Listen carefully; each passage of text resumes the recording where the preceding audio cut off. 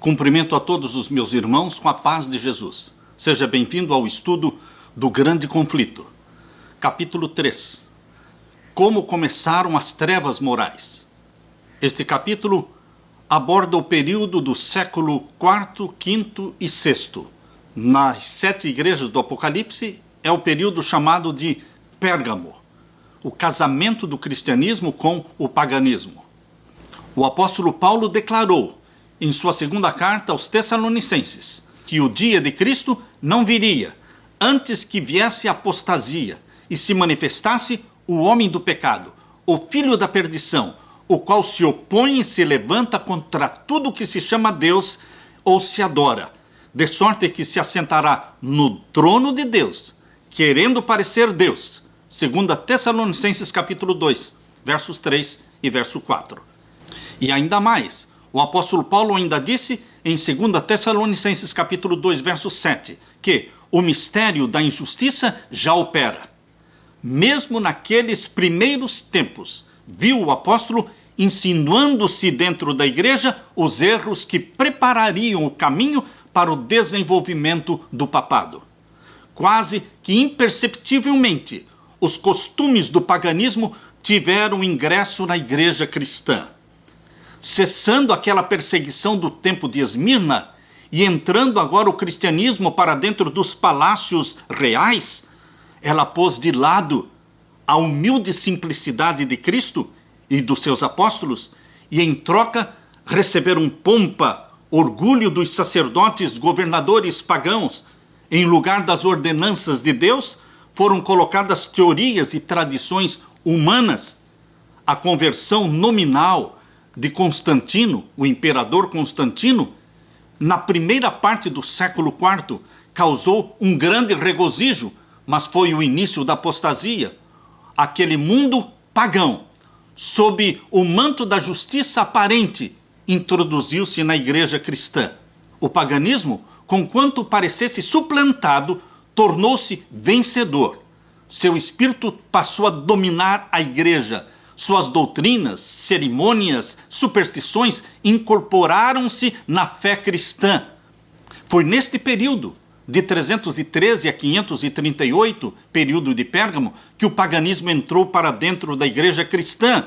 Essa mútua transigência entre o paganismo e o cristianismo resultou no surgimento e desenvolvimento do homem do pecado, o filho da perdição, predito na profecia, como se opondo a Deus e exaltando-se acima de Deus. Aquele gigantesco sistema de religião falsa é a obra-prima do poder de Satanás. Uma vez, Satanás chegou ao Filho de Deus no deserto, lá na tentação, e mostrando-lhe todos os reinos do mundo e as glórias dos mesmos, ofereceu-se para entregar tudo nas mãos de Jesus, se tão somente Jesus reconhecesse a supremacia do príncipe das trevas. Cristo Jesus repreendeu o pretensioso tentador e obrigou-o a se retirar. Mas Satanás está obtendo maior êxito agora em apresentar ao homem as mesmas tentações. Para conseguir proveitos e honras mundanas, a igreja foi levada a buscar o favor e o apoio dos grandes homens da terra. E havendo assim rejeitado a Cristo, a igreja foi induzida a prestar obediência ao representante de Satanás, o bispo de Roma. Uma das principais doutrinas do romanismo é que o Papa é o cabeça visível da Igreja Universal de Cristo e de que ele está investido de autoridade suprema sobre os bispos e pastores em todas as partes do mundo. E mais ainda, tem-se dado ao Papa os próprios títulos da divindade. Tem-se dado a ele o título de Senhor Deus, o Papa, e foi declarado infalível. No entanto, infalível é somente Deus. O Papa, naquele tempo e hoje, exige homenagem de todos os homens. A mesma pretensão em que Satanás insistia com Jesus lá no deserto da tentação, ele ainda a encarece mediante a Igreja de Roma. E enorme número de pessoas estão prontas para render homenagens ao papado. Mas os que temem e reverenciam a Deus enfrentam essa audaciosa presunção Do mesmo modo, porque Cristo enfrentou as solicitações do insidioso inimigo Satanás. Jesus disse: adorarás ao Senhor teu Deus, e a ele somente darás culto. Lucas 4:8. Deus jamais deu em sua palavra a mínima sugestão de que tivesse designado algum homem aqui na terra para ser cabeça da igreja. A doutrina da supremacia papal, queridos, opõe-se diretamente aos ensinos das Escrituras Sagradas. O Papa não pode ter poder nenhum sobre a Igreja de Cristo, senão pela usurpação. Os romanistas têm persistido em acusar os protestantes de heresia e voluntária separação da Igreja verdadeira. Mas, queridos, são eles que depuseram a bandeira de Cristo e se afastaram da fé, uma vez dada para os santos. Judas, verso 3. Satanás bem sabia que as Escrituras Sagradas habilitariam os homens a discernirem seus enganos e resistir o seu poder. Foi pela palavra que o Salvador do mundo resistiu aos ataques de Satanás. Em cada assalto feito por Satanás contra Cristo, Jesus apresentou o escudo verdadeiro, dizendo: está escrito, está escrito. A fim de Satanás manter o seu domínio sobre homens e estabelecer a autoridade humana, ele deveria conservá-los na ignorância das Escrituras. Teria que afastar as Escrituras das mãos humanas. Esta lógica foi adotada pela Igreja de Roma. Durante séculos, a circulação das Escrituras foi proibida. E a Bíblia foi colocada na lista dos livros proibidos. Queridos, ao povo foi proibido ler a Bíblia. Assim, o chefe da igreja veio a ser quase que universalmente reconhecido como o vigário de Deus na terra, dotado de autoridade sobre a igreja e sobre o Estado. Tirou a Bíblia e colocou a autoridade papal. Tirando a Bíblia, que é o revelador do erro, Satanás agiu a seu bel prazer. A profecia declarara que o papado havia de mudar os tempos e a lei. Daniel capítulo 7, verso 25. A fim de proporcionar aos conversos do paganismo uma substituição daquela adoração aos ídolos que eles tinham, foi gradualmente introduzido na igreja cristã o culto às imagens e às relíquias. Para completar esta obra sacrílega, Roma pretendeu eliminar a lei de Deus, os 10 mandamentos.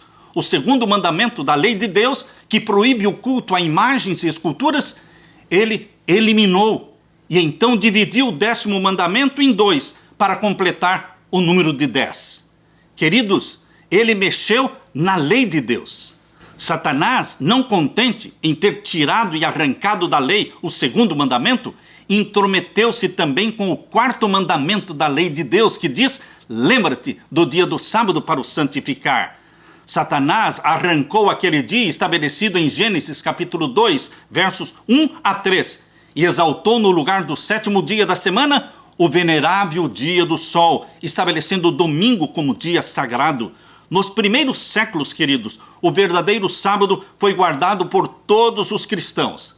Os cristãos primitivos eram zelosos da lei de Deus, zelosos da santidade dos seus preceitos. Para que a atenção do povo pudesse ser chamada para o domingo, foi feita uma festividade em honra à ressurreição de Jesus Cristo. Começaram atos religiosos serem realizados no domingo com a desculpa de ser uma homenagem à ressurreição de Jesus.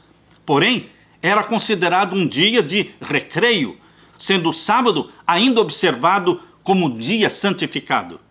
Porém, enquanto os cristãos continuavam a observar o domingo como dia prazenteiro, Satanás os levou, a fim de mostrarem seu ódio ao judaísmo, a fazer do sábado um dia de jejum, de tristeza e de pesar. Na primeira parte do século IV, o imperador Constantino promulgou um decreto fazendo com que o domingo fosse uma festividade pública em todo o Império Romano. O dia 7 de março de 321 foi emitido o primeiro decreto dominical, a primeira lei dominical, conhecida como a Lei de Constantino. O dia do sol era agora venerado pelos seus súditos pagãos e também honrado pelos cristãos. Era a intenção do imperador Constantino unir os interesses em conflito do paganismo e cristianismo. Com ele, se empenharam para fazer isto os bispos da igreja, os quais, inspirados pela ambição e sede do poder, perceberam que, se o mesmo dia fosse observado tanto pelos cristãos como pelos pagãos, assim adiantaria o poderio e a glória da igreja. Consideravam o domingo como que possuindo um certo grau de santidade, mas mantinham ainda o verdadeiro sábado como dia santo do Senhor e observavam-no em obediência ao quarto mandamento. Por muito tempo, o sábado e o domingo eram observados juntos. O arqui-enganador não havia terminado a sua obra. Estava decidido a congregar o mundo cristão sob a sua bandeira satânica e exercer o poder por intermédio do seu vigário, o bispo de Roma, o orgulhoso pontífice que pretendia ser o representante de Cristo na terra. Celebravam-se de tempos em tempos grandes concílios, aos quais do mundo inteiro corriam os dignitários da igreja. Em quase todos os concílios, o sábado que Deus havia instruído era rebaixado um pouco mais e era exaltado um pouco mais o domingo. Finalmente, a festividade pagã do domingo veio a ser considerada como uma instituição divina, ao mesmo tempo em que se declarava ser o sábado bíblico relíquia do judaísmo, amaldiçoando seus observadores. O grande apóstata conseguira se exaltar contra tudo o que se chama Deus ou se adora. 2 Tessalonicenses 2:4. Ousou mudar o único preceito da lei de Deus, o quarto mandamento, que inequivocamente indica para toda a humanidade que Deus é o Deus criador e é o Deus vivo. No quarto mandamento, Deus é revelado como criador dos céus e da terra. E por isso, ele se distingue de todos os outros deuses falsos. Foi para a memória da obra da criação que o sétimo dia foi santificado como dia de repouso para a humanidade. Destinava-se a conservar na mente da humanidade o Deus vivo, sempre diante da mente humana, como sendo ele a fonte de todo o poder e reverência e culto. Satanás se esforça por desviar os homens de sua aliança para com Deus e de prestarem obediência à sua santa lei. Ele dirige os seus esforços principalmente contra aquele mandamento que lembra a Deus como Criador dos céus e da terra. Os protestantes hoje insistem em que a ressurreição de Jesus no domingo fez com que este domingo se tornasse um sábado cristão. Não existe, porém, queridos, evidência na Bíblia, na Santa Bíblia, não existe nenhuma evidência para isto. Nenhuma honra semelhante foi conferida ao dia por Cristo ou pelos apóstolos. A observância do domingo como instituição cristã teve origem não na Bíblia, e sim no paganismo. Onde e quando Jesus Cristo aprovou e adotou este filho do papado, o domingo? Que razão poderosa se poderá dar para uma mudança que as Escrituras não apoiam? No sexto século, o papado se tornou firmemente estabelecido. Foi colocada a sede papal na cidade imperial de Roma e declarou-se que o bispo de Roma era o cabeça de toda a igreja. O paganismo cedera lugar ao papado. O dragão dera à besta o seu poder, o seu trono, o seu poderio, como está lá em Apocalipse capítulo 13, verso 2. E começaram então os 1260 anos de opressão papal, preditos nas profecias de Daniel e de Apocalipse. Os cristãos foram obrigados a optar entre renunciar à sua integridade e aceitar as cerimônias e culto papais, ou passar a vida nas masmorras, ou sofrer pena de morte, ou tortura, ou fogueira, ou morrer pela machadinha do verdugo. Queridos, cumpriam-se as palavras de Jesus, e até pelos pais, irmãos e parentes e amigos sereis entregues e matarão alguns de vós, e de todos sereis odiados por causa do meu nome. Lucas 21, 16 e 17. Desencadeou-se uma perseguição sobre os fiéis com a maior fúria do que nunca, e o mundo tornou-se um vasto campo de batalha.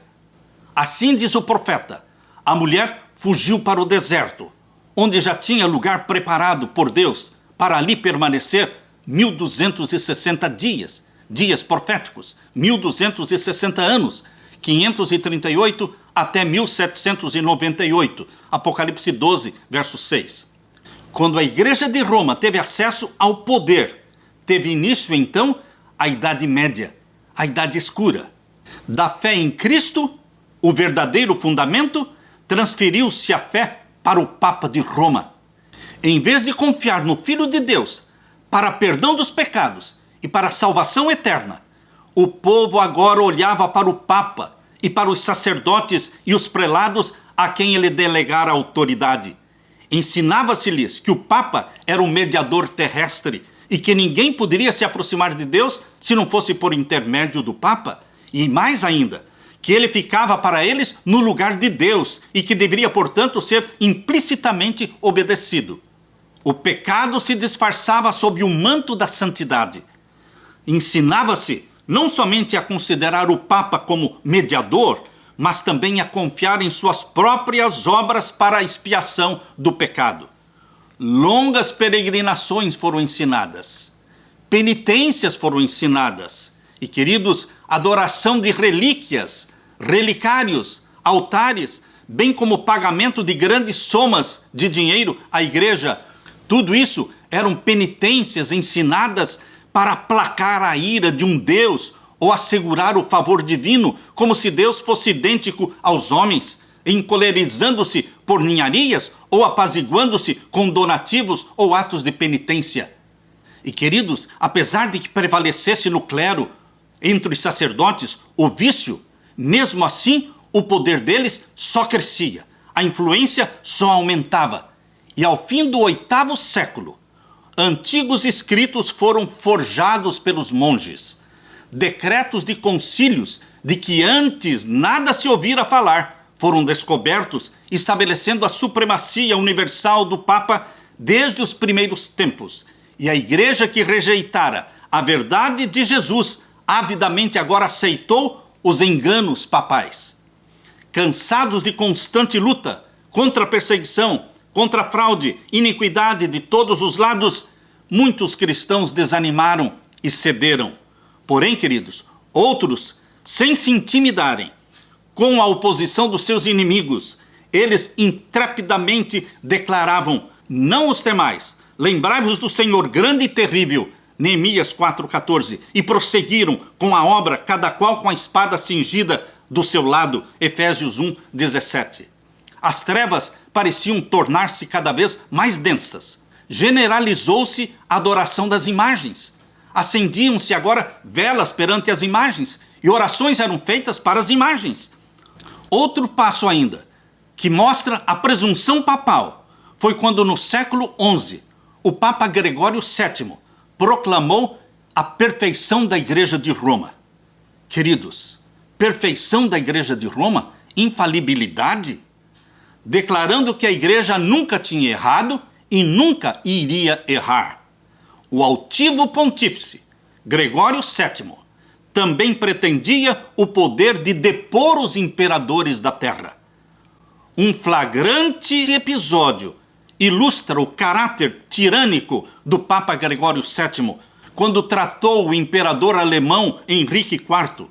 Por haver o imperador alemão Henrique IV intentado desprezar a autoridade papal, ele foi declarado excomungado e destronado. Em face disso, Henrique IV, aterrorizado por causa da excomunhão e pela deserção e ameaças dos seus próprios príncipes, que por mandado do Papa eram acoroçoados na rebelião contra ele, Henrique pressentiu a necessidade de fazer as pazes com Roma. Em companhia da esposa e de um servo fiel, eles atravessaram os Alpes no pleno inverno, a fim de humilhar-se perante o Papa. Quando eles chegaram ao castelo onde o Papa Gregório VII estava, eles foram conduzidos pelos guardas até um pátio exterior e ali, no rigoroso frio do inverno, com a cabeça descoberta, com pés descalços. Foram mantidos por 3 dias. 3 dias esperando naquele pátio em pleno inverno para serem recebidos pelo Papa Gregório VII.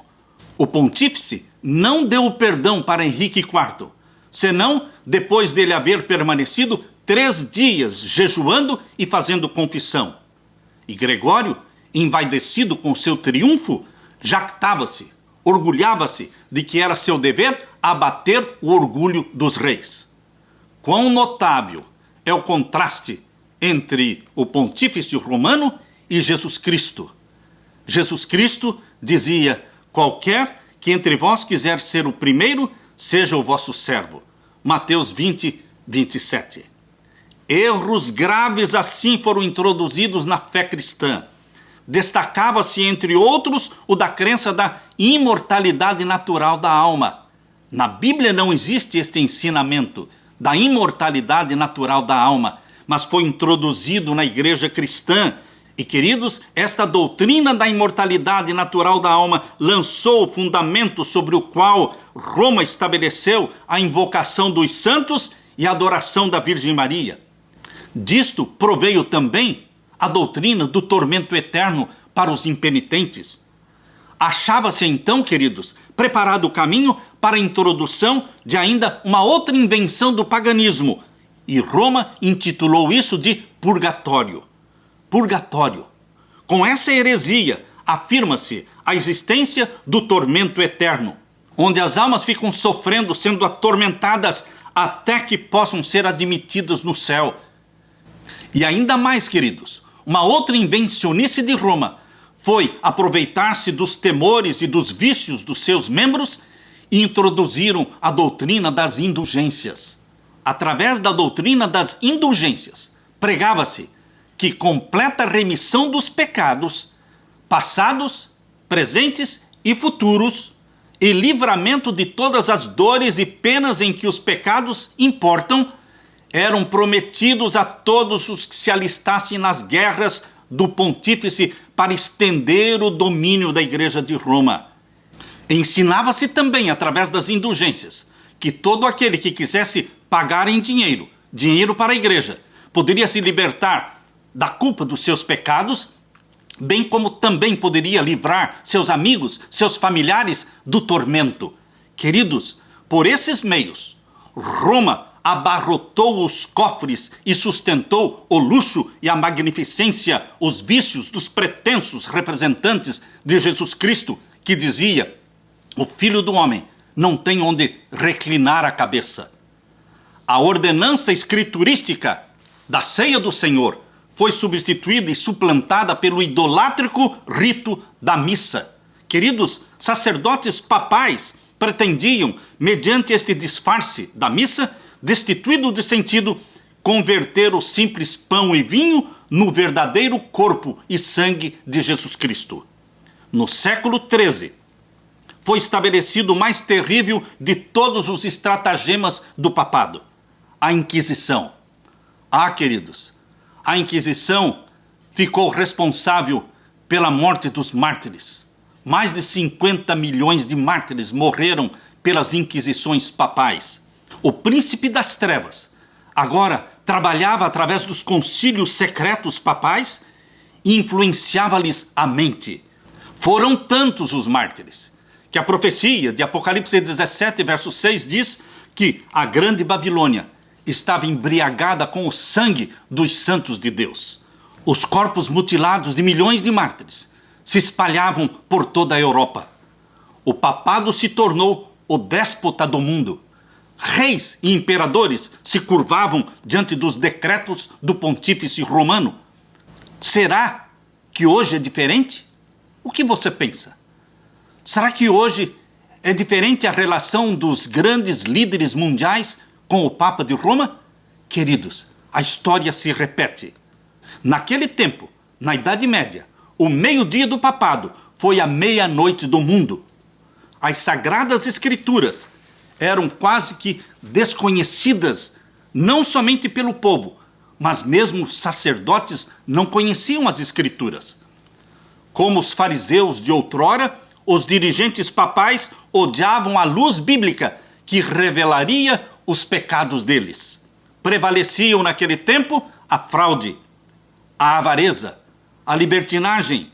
Os palácios do Papa e dos prelados eram o cenário da mais vil devassidão. Alguns dos pontífices eram acusados de crimes hediondos, crimes tão horríveis que os próprios governadores do mundo começaram a chamar o bispo de Roma como um monstro demasiado vil para ser tolerado. Durante séculos, a Europa não fez progresso nenhum, nem no saber, nem nas artes, nem na civilização. Houve uma paralisia moral e intelectual sobre a cristandade. Queridos, a condição do mundo sob o poder de Roma apresentava exatamente o cenário que está em Oséias, capítulo 4 e o verso 6. Deus diz ali: o meu povo perece por falta de conhecimento. Porque tu rejeitaste o conhecimento, também eu te rejeitarei. Visto que te esqueceste da lei do teu Deus, também eu me esquecerei dos teus filhos. Oséias 4, verso 6.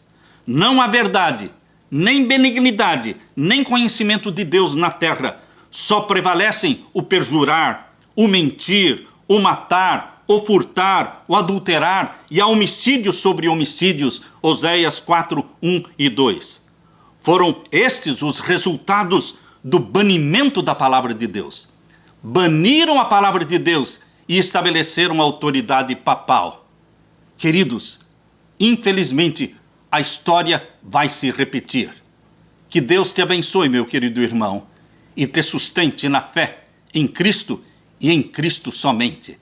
Amém.